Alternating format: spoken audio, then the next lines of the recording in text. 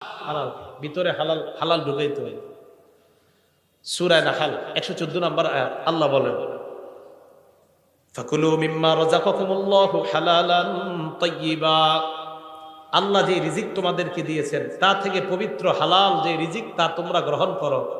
ওয়াশকুরু নি'মাতাল্লাহ, এবং আল্লাহর নিয়ামতের শুকরিয়া আদায় করো। বলেন আমার সাথে, হালাল খাবো বলেন, আর আলহামদুলিল্লাহ বললেন। হালাল খাবো, শুকরিয়া আদায় করলেন। তো আল্লাহ বলেন তোমরা হালাল খাও আর শুকরিয়া আদায় করো, হালাল খাও শুকরিয়া আদায় করো। আর হালাল খেয়ে যত শুকরিয়া আদায় করবেন তত আপনার নেয়ামত আল্লাহ পাক রব্বুল আলামিন বাড়িয়ে দিবেন। হালাল খাদ্যের জন্য আল্লাহর কাছে দোয়া করবেন। তিরমিজি শরীফের 2361 নম্বর হাদিসের বর্ণনা, ক্বালা রাসূলুল্লাহ সাল্লাল্লাহু আলাইহি ওয়াসাল্লাম, নবীজি বলেন, আল্লাহুম্মা জাআল রিজকা আলি মুহাম্মাদিন